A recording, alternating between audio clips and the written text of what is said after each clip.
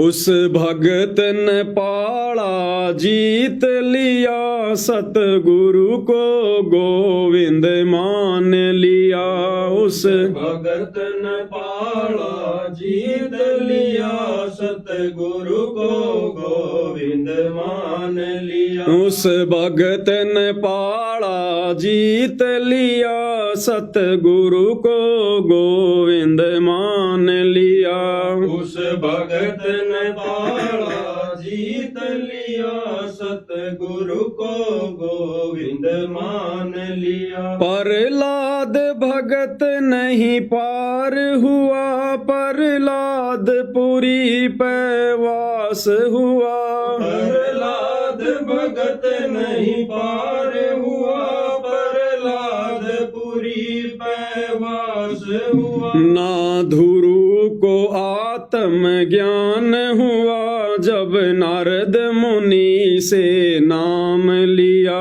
ना ध्रुव को आत्म ज्ञान हुआ, जब नारद मुनि से नाम लिया। उस भगत ने पाला जीत लिया, सतगुरु को गोविंद मान लिया। उस भगत ने पाला जीत लिया, सतगुरु को गोविंद मान लिया। क्या लिखवाया परमात्मा ने भाई और बहनों? कलेजा मुंह को आना चाहिए हमारा कि ये भगवान आपने इस घोर कलयुग में हम नीचों पर कैसे दया कर दी। उस भगत ने पाला जीत लिया, सतगुरु को गोविंद मान लिया। जब तक हम अपने गुरुदेव भगवान को परमात्मा मानकर इस भक्ति मार्ग पर आगे नहीं बढ़ेंगे, हम कभी भी ये भक्ति रूपी पाड़ा, ये खेल या खड़ा जीत नहीं पाएंगे। हम इस काल से ये युद्ध हम जीत नहीं पाएंगे, ये पाड़ा जीत नहीं पाएंगे हम। तो कहते हैं वही भगत इस काल के 21 ब्रह्मांड से इस लड़ाई को जीतकर, इस पाड़े को जीतकर सतगुरु के विमान में बैठकर सतलोक जाएगा। जिसने अपने सतगुरुदेव भगवान को, अपने गुरु को, जिसने कबीर भगवान मान लिया, जिसने परमात्मा मान लिया। चारों युगों में भाई और बहनों हमारी यही एक कमी रही है। भक्ति हमने खूब करी, दान धर्म हमने खूब किया, कुर्बानियां खूब करी, बलिदान खूब दिए, घर छोड़कर जंगलों में चले गए, गुफाओं में चले गए, बच्चों की परवाह नहीं, शरीर की कोई परवाह नहीं। लेकिन एक कमी रही हमारी भाई और बहनों, एक कमी। हमने अपने जैसे इंसान देह में दिखाई देने वाले अपने गुरुदेव भगवान को, अपने परमात्मा को हमने कभी भी कबीर नहीं माना। हमने गुरु को हल्के में ले लिया, जैसे आज ले रही है नादान संगत। यहां इन नचनियों को नचाना, इन गवैयों को इनको गवाना।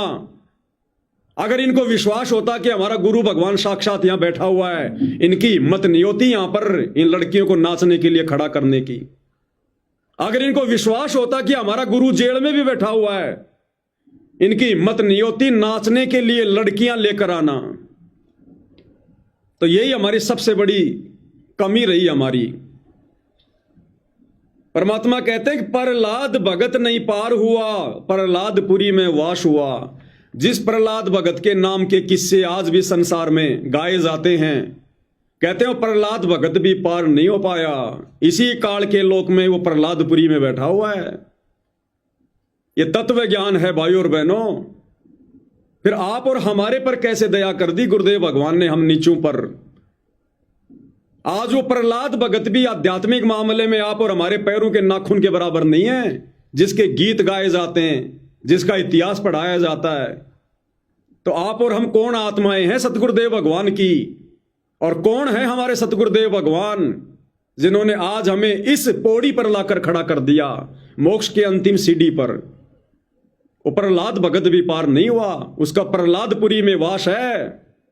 और ना ध्रुव को आत्मज्ञान हुआ जब नारद मुनि से नाम लिया।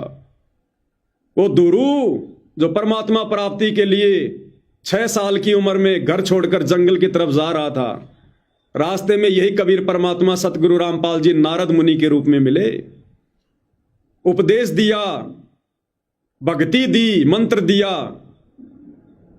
और उसने 6 महीने में लगन लगा के उसने भक्ति करी। परमात्मा पुनः प्रकट हुए, बेटा क्या चाहिए। लेकिन उसको आत्मज्ञान नहीं था भाई और बहनों, जो आत्मज्ञान गुरुदेव ने आज आप और हमें दे दिया। आत्मज्ञान होता तो वो धुरु भाई और बहनों सतलोक मांगता, अमर लोक मांगता, पूर्ण मोक्ष मांगता। लेकिन धुरु ने कहा जी मुझे राज्य दे दो, मुझे राज्य, जिस राज्य को भोगने के बाद में इंसान को जो है गधा बनना पड़ता है, जिस राज्य को भोगने के बाद इंसान को 84 लाख योनियों में जाना पड़ता है, जन्म मरण के चक्कर में रहना पड़ता है।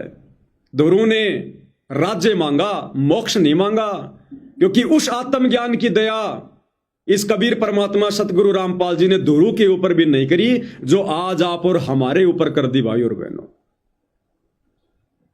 क्योंकि आज आप और हमने सतगुरु को परमात्मा माना है, अपना महबूब मान लिया, तो ये आत्मज्ञान भाई और बहनों धुरु को भी नहीं था, प्रहलाद को भी नहीं था।